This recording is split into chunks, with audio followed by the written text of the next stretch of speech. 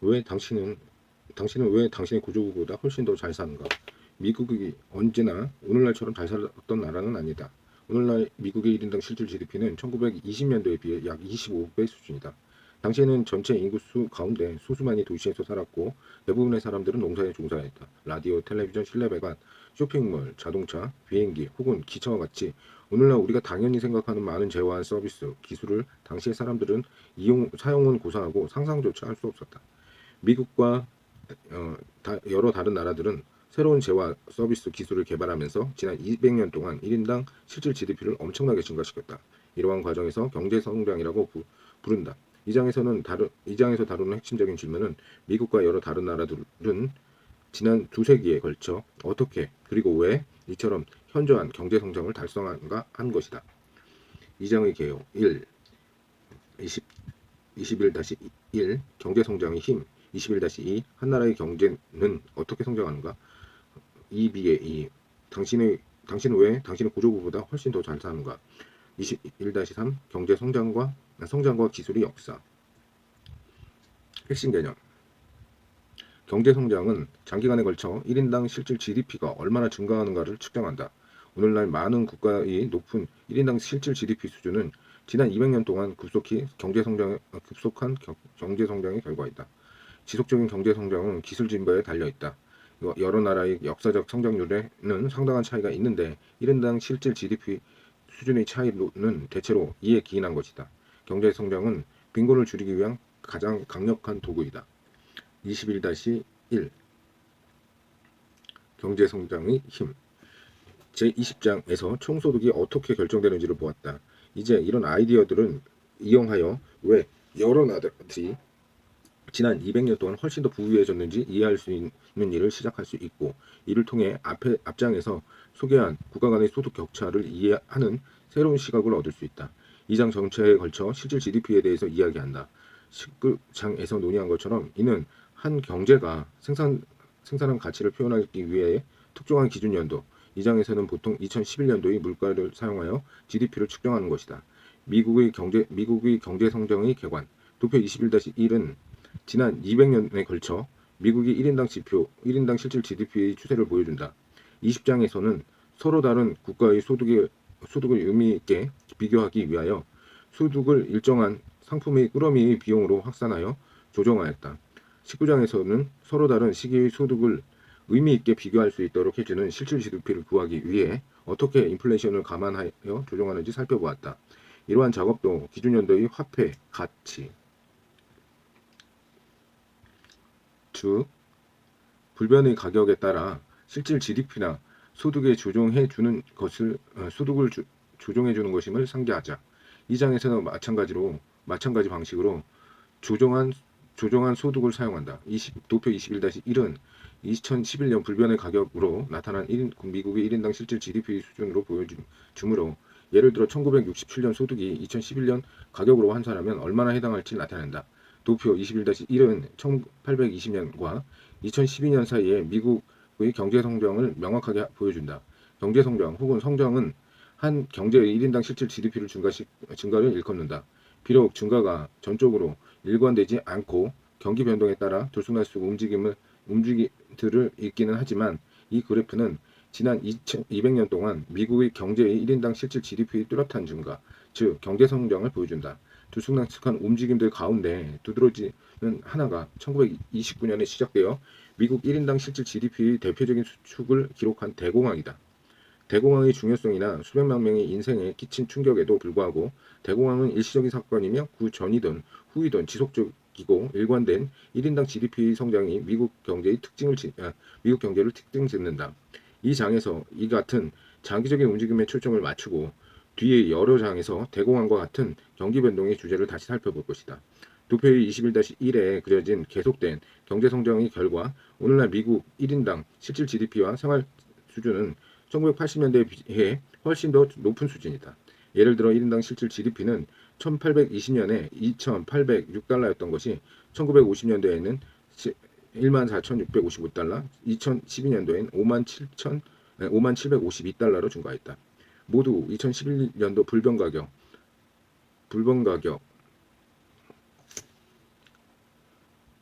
19장과 20장의 여러 가지 그래프에 그렇게 했던 것과 비슷하게 이 그래프의 Y축은 비례 척도를 사용하여 500달러에서 2,500달러 사이 그 길이가 2,500달러에서 12,500달러까지 길이와 같도록 표현되어 있음을 주의하라. 지수적인 성장에 대한 아래의 논의를 보면 경제 성장을 공부할 때 이런 비례 척도가 매우 편리한 이유를 분명하게 알게 될 것이다. 우선 성장을 어떻게 측정하는지에 대해 좀 더 상세하게 살펴보자. 성장률은 두 시점 사이의 양,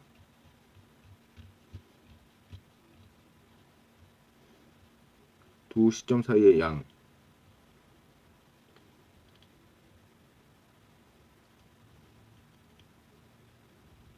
가로 열고 여기서 1인당 실질 GDP의 변화로 정의된다. T와 T 플러스 1이라는 두 시점이 1인당 실질 GDP를 각각 Y1과 Y2라고 하자. 그러면 두 시점 사이의 1인당 실질 GDP 성장률은 다음과 같이 정의된다. Y1, Y2, Y2 플러스 1 마이너스 Y1, Y2. 예를 들어 T와 T 플러스 1이 각각 2005년, 2006년도에 해당하는 경우처럼 연간 성장률에 초점을 맞춰 보자. 미국의 1인당 실질 GDP가 2015년에 5만 512달러였고 2006년에 5만 1,374달러였으므로 2005년과 2006년 사이의 성장률은 성장 5만 1,374달러 마이너스 5만 512달러 0.01%와 같이 계산될 수 있다. 혹은 1.7%. 어느 나라의 실질 GDP 성장률이든 이 공식을 사용하여 계산할 수 있다. 도표.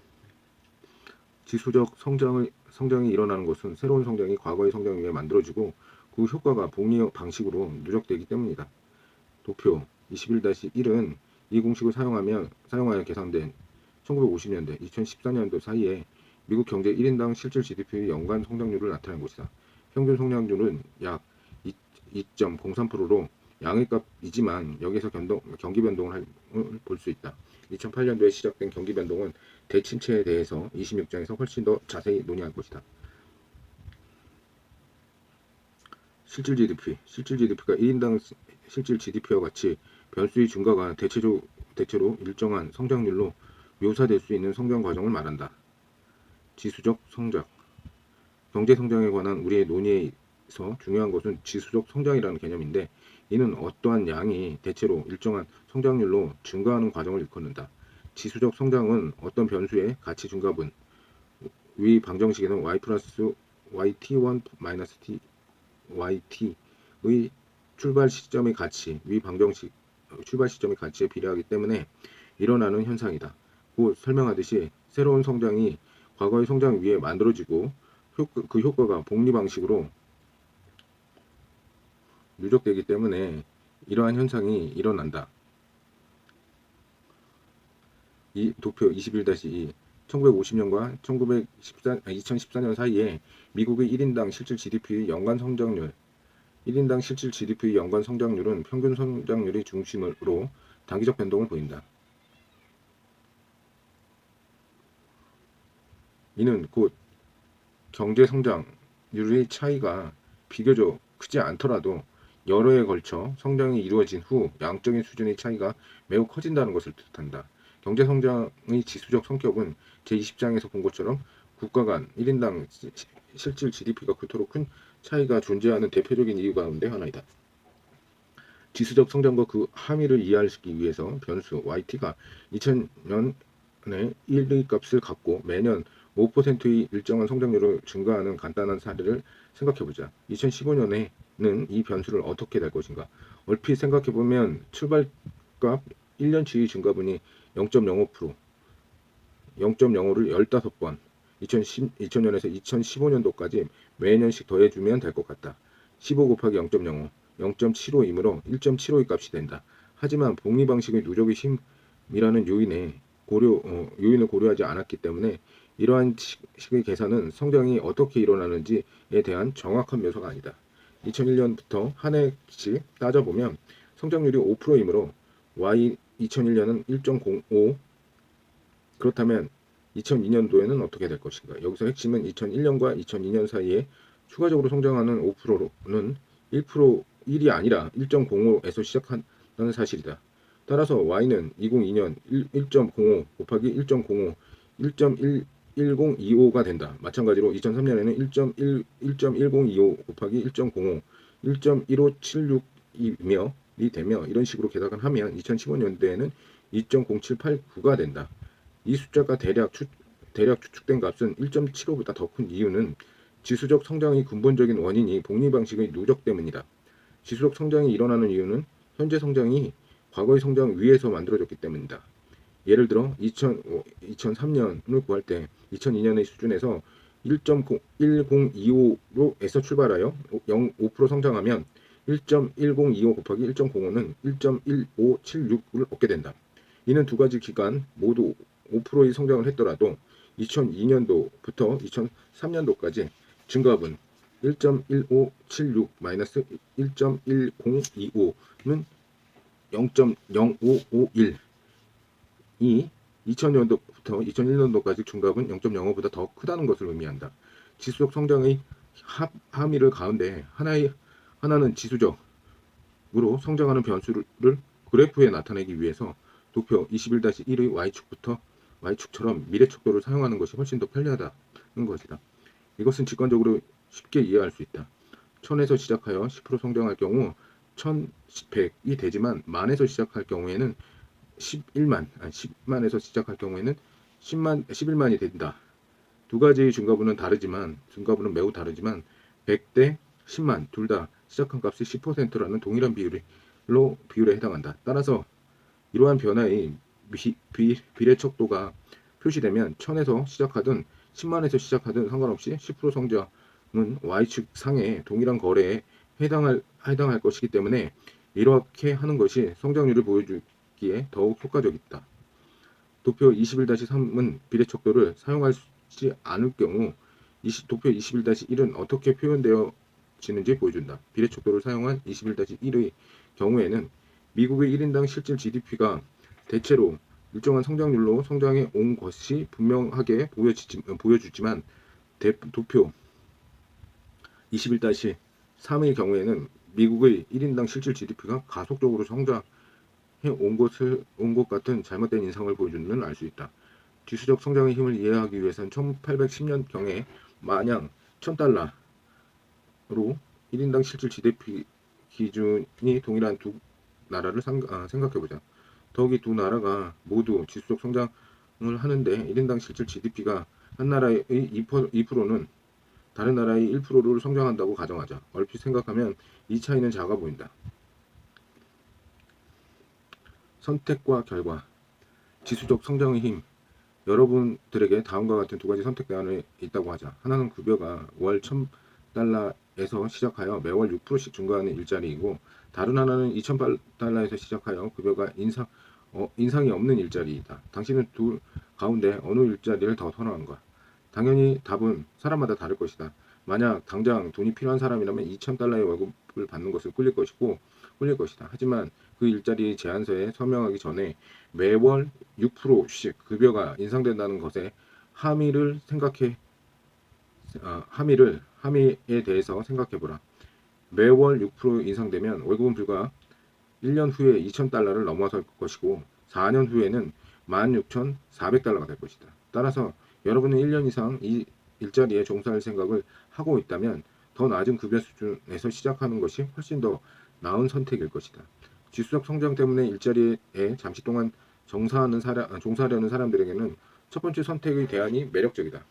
매월 6% 급여가 인상하는 것은 시작값이 $1000에 적용하는 것. 그렇게 된다면 매월 60%씩 $60씩 급여가 인상된다가 아니라 증가한 급여의 6%가 매월 누적적으로 증가한다는 것을 의미한다. 급여가 한 달 후에는 $1060가 되고 두 달 후에는 $1060의 1.06배, $1123가 되며 세 달 후에는 $1123의 1.06배, $1191가 되는 식이다. 두 개의 가상적인 일자리 소득을 통해 살펴본 지수 성장의 역할이 국가들의 성장 궤적에서도 마찬가지로 작용한다는 것을 이제 살펴볼 것이다. 고대 인도 체스 게임 발명에 관한 이야기는 지수적 성장의 힘을 보여주는 훨씬 더 자극적인 사례이다. 전설에 따르면 왕이 그 게임 발명가에게 어떠한 보상을 줄지 물었을 때 그는 지수적 성장의 힘을 적극 활용했다고 한다. 그는 왕에게 체스판의 첫 번째 사각형의 미랄 한 톨을, 두 번째 사각형의 미랄 두 톨을, 세 번째 사각형의 미랄 네 톨을, 네 번째 사각형의 미랄 여덟 톨을 두도록 제안했다. 이런 식으로 왕이 미랄을 두 배씩 늘려 체스판의 64개 사각형에 모두 채워지면 자신은 체스판 위에 미랄의 총량을 받겠다고 하였다. 이 요청을 듣고 왕은 그것을 대수롭지 않게 여겼다. 하지만 왕의 재정관들은 계산이 끝마칠 후 놀라서 왕에게 돌아왔다. 그 미랄의 총량은 토리보다 많다는 것이다. 즉 왕국 전체를 생산할 수 있는 양보다 훨씬 더 많다는 것을 발견했다. 사실 이 정도의 양의 밀이라면 오늘날 세계의 모든 사람에게 6개월 동안 매일 1톤씩 밀을 나누어 줄 수 있는 양이다. 지수적인 성장의 힘을 상기시켜 주는 것으로서 그리고 성장 전망의 다양한 선택지 가운데 선택할 때 힌트가 될 만한 좋은 이야기거리다.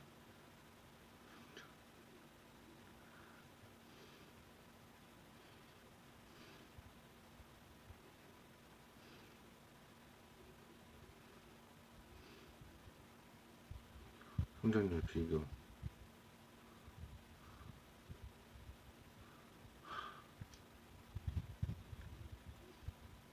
하지만 2200년 후에 이 차이의 함의는 매우 인상적이다. 1년에 1%씩 성장하는 나라는 2010년도에 약 7,316달러의 1인당 실질 GDP를 가질 것인데 비해 동일한 기간 동안 매년 2%씩 성장하는 나라의 2010년도 1인당 GDP는 52,485달러일 것이다. 불과 1%의 성장률 차이로 인해 두 나라의 실질 GDP 차이는 7배가 넘게 되는 것이다. 1% 대신 두 번째 나라가 성장하지 않는다. 즉 성장률이 0%이다라고 가정하면 그 나라는 2010년도에는 여전히 실질 GDP가 1000달러에 머물러 있을 것이다. 이 경우 두 나라 사이의 격차는 52배라는 정말로 놀라운 수준이 될 것이다. 이 사례는 지수적인 성장의 힘 혹은 지수적인 성장의 결의 힘을 다시 한번 보여준다. 성장의 패턴, 지수적인 성장은 우리가 오늘날 관측하는 1인당 실질 GDP의 큰 차이가 시간의 흐름에 따라서 어떻게 생겨나는 것을 대부분 설명한다. 오늘날 비교적 부유한 국가들은 지난 200년 동안 일관되게 성장해 온 데 비해 가난한 국가들은 그렇게 하지 못했다. 실제 세계에서 경제에 대한 이러한 경제 성장의 효과를 보기 위해 이제 1960년과 2014년 사이에 여러 나라의 1인당 GDP 성장 패턴을 보여주는 도표 21-4를 살펴보자. 세 번째 열이 1960년과 2014년 사이에 성장을 요약하고 있다. 이것은 위에서 설명한 공식을 사용하여 두 시점의 사이의 성장률을 보여주는 것이 아니라 1960년도 숫자에서 시작하여 2014년도 수준에 도달하기 위하여 각국이 매년 평균적으로 얼마나 많이 성장해야 하는지를 보여주는 내재적인 연간 성장률을 제공한다. 이 수치가 정확하게 어떻게 계산되는지에 대하여서 이 장의 부록에서 설명할 것이다.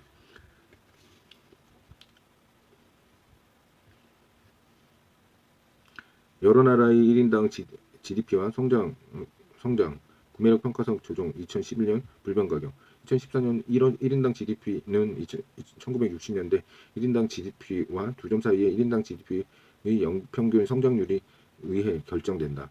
연평균 성장률이 케냐의 경우에는 0.85%였고 가나의 경우에는 0.44%였음에 비해 보츠와나는 평균적으로 연간 6.96%의 성장률로 성장하였기 때문에 보츠와나가 더 가난하게 출발했음에도 불구하고 오늘날에는 케냐와 가나보다 훨씬 더 부유하다는 것을 보게 된다. 같은 이유로 오늘날 한국은 브라질보다 더 부유하고 싱가포르는 스페인보다 더 부유하다. 미국 2.0 연간 2.96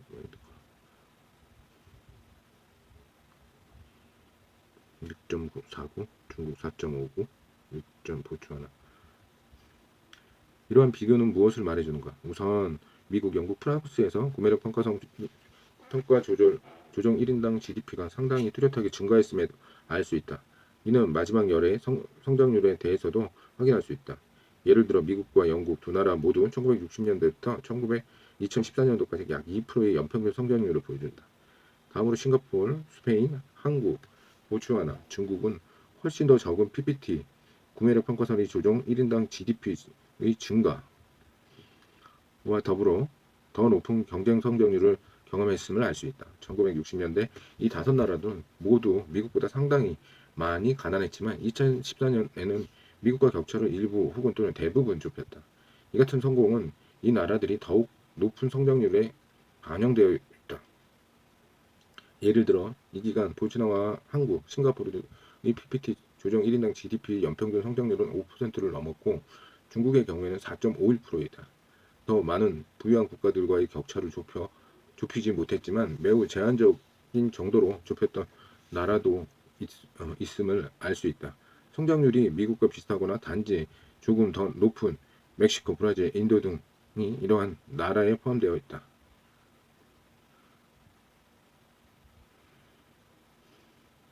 더욱이 과테말라, 케냐, 가나, 루안다, 니카루가는 이 기간에 미국보다 훨씬 더 나은 성장률을 보였으며 상대적으로 더욱 가난하게 되었다. 사실 이 도표 자료에 케냐 PPT의 조정의 1인당 GDP는 거의 50년 동안 정체되어 있었고 니카루가의 PPT 조정 1인당 GDP는 매년 0.01%씩 그리고 콩고 민주공화국의 PPT 조정 1인당 GDP는 매년 1.27%씩 감소했음을 볼 수 있다. 그 결과 두 나라는 1960년대보다 2014년도에 더 가난했다.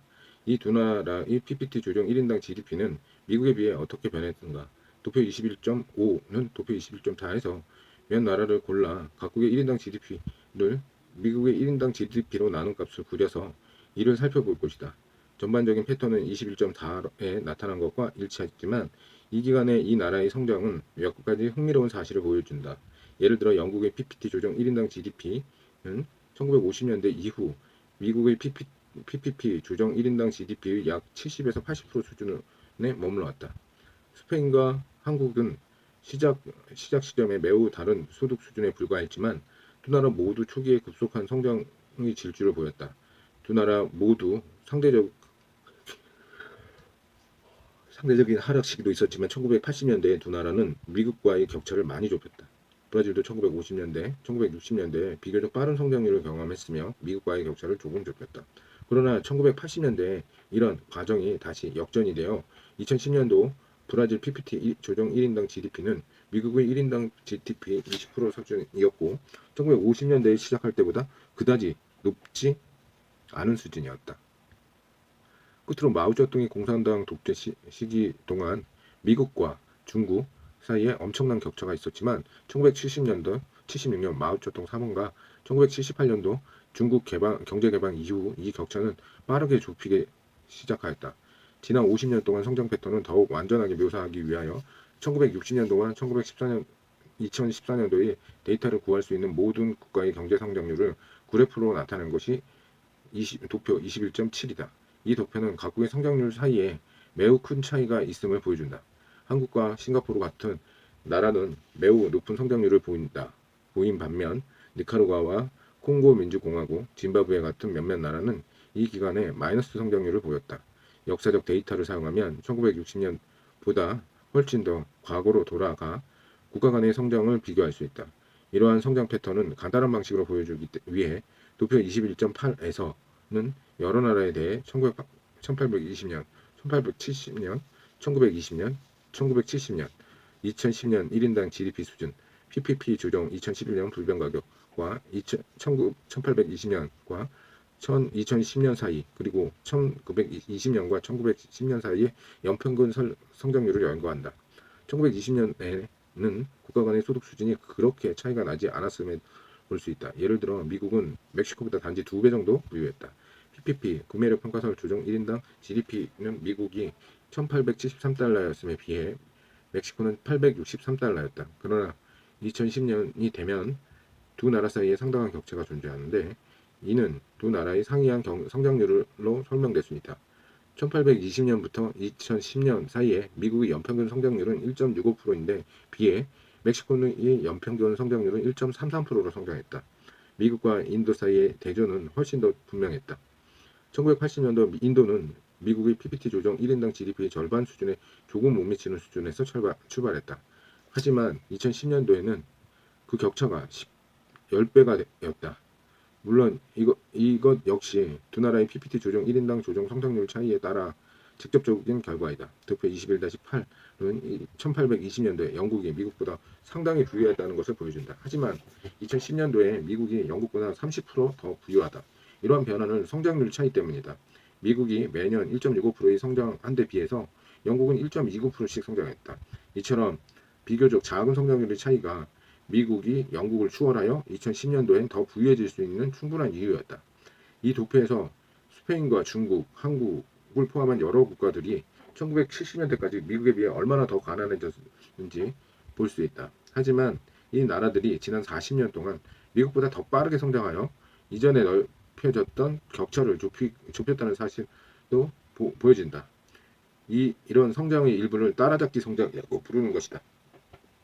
이 국가들이 소득 및 기술이 세계 리더, 이 경우에는 미국을 따라잡을 수 있다는 의미이다. 따라잡기 성장을 경험하는 나라들은 주로 이용 가능한 기술로부터 혜택을 얻거나 저축, 노동의 효율성, 생산의 효율성 등을 증가시킴으로써 그런 성장을 한다. 도표 21-8에서 느린 성장이나 정체를 경험한 사례들이 보여주는 바와 같이 따라잡기 성장이 자동적으로 일어나는 것은 아니지만 따라잡기 성장은 현실에서 매우 중요하다. 왜 많은 국가들이 이런 따라잡기 성장을 이용하는 데 실패했는지에 대해서 제22장에서 더욱 상세히 논의할 것이다. 끝으로 도표 21-8은 또 다른 중요한 패턴을 분명하게 가르쳐준다. 미국, 영국, 프랑스를 포함하여 여러 나라가 1920년과 2010년 사이에 대체로 일정한 성장률을 보인다는 점. 따라서 이 나라들이 이 지수적인 성장을 경험하고 있다는 점이다. 이미 설명한 것처럼 이런 지수적 성장이 오랜 시간에 걸쳐 지속적이면 엄청난 의미를 가질 것이다. 이런 패턴의 중요성을 감안하고 이런 패턴과 따라잡기 성장을 대비하기 위하여 오랜 기간에 걸쳐 비교적 일관된 경제성장, 지속적인 성장이라고 부른다. 지수적인 성장 개념뿐만 아니라 지속적인 성장 개념도 소개하는 이유는 전자가 흔히 경제 성장이 지수적 혹은 누적적 성격을 갖는다는 생각을 하기 때문에 사용하는 데 비해 후자는 지난 2000년, 200년에 걸친 몇몇 국가의 실질 경제 성장을 지칭하는 것이기 때문이다. 다음 할 일은 어떻게 이렇게 지속적인 성장이 일어나고 어떠한 요인들이 한 나라의 경제 성장률을 결정하는지 이해하는 것이다. 지속적인 성장은 1인당 실질 GDP가 장기간 비교적 일관되게 플러스의 성장률로 증가하는 과정이다. 1인당 실질 GDP가 장기간 비교적 일관되게 플러스의 양의 관계로 증가하는 과정을 말한다. 자료가 말하는 것. 수준 대 성장. 현재 중국은 1980년대 미국에 비해 더 가난한가? 도표 21-5에서 지난 30년 동안 중국의 구매력 평가 조정 1인당 GDP가 얼마나 증가하고 하였고 미국의 1인당 GDP와 격차가 얼마나 좁혀왔는지 보았다.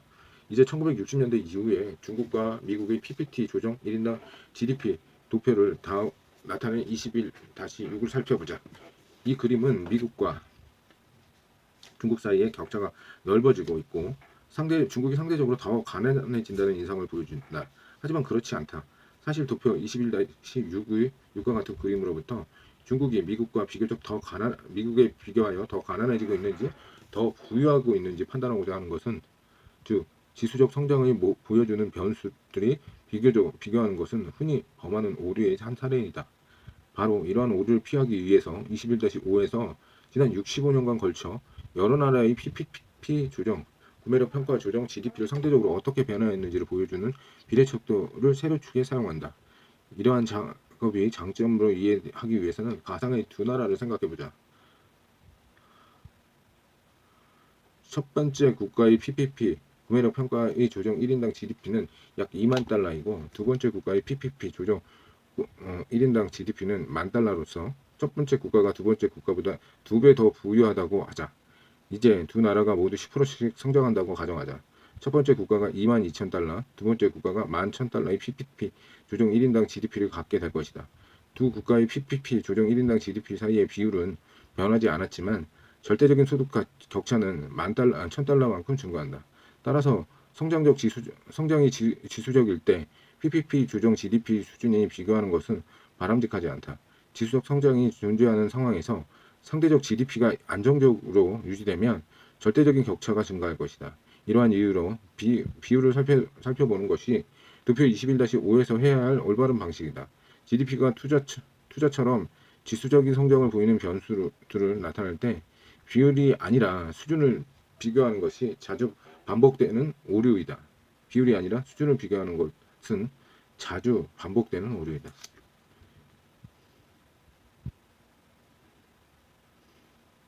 한나라의 21-2 한나라의 경제는 어떻게 성장하는가?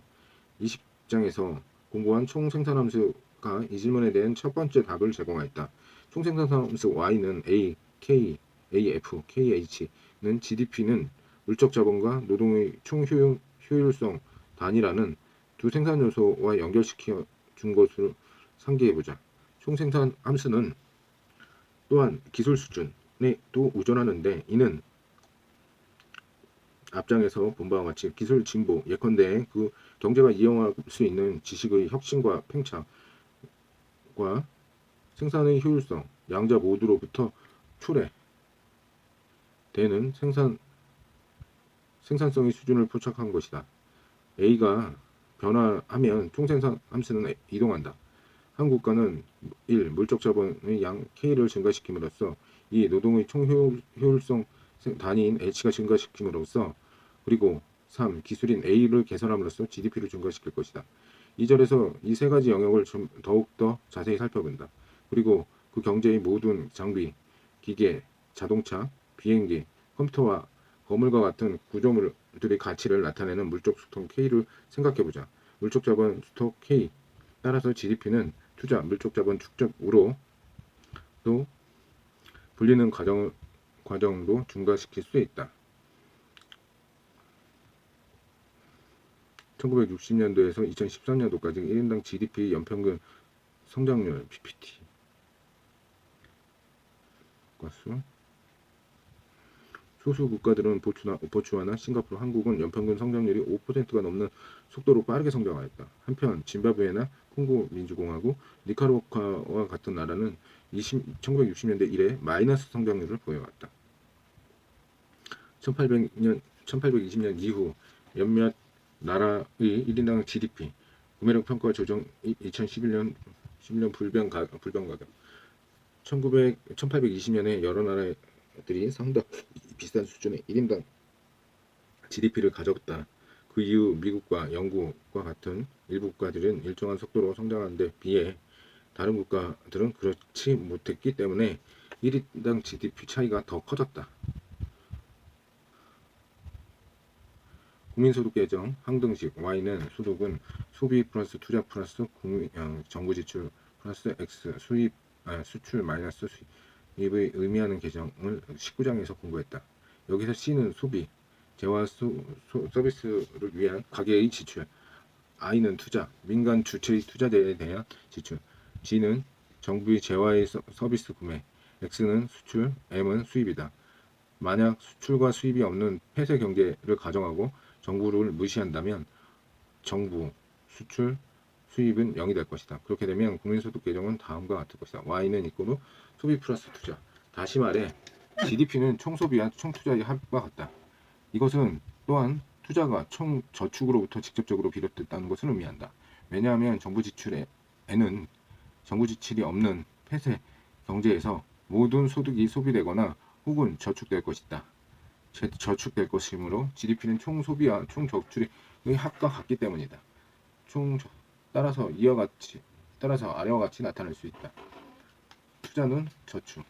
달리 해석하면 이러한 관계는 가계에서 저축하기로 결정한 모든 자원이 투자에 의해서 이를 사용할 기업에게 예를 들어 가계에서 예금한 돈이 기업에게 투자를 위해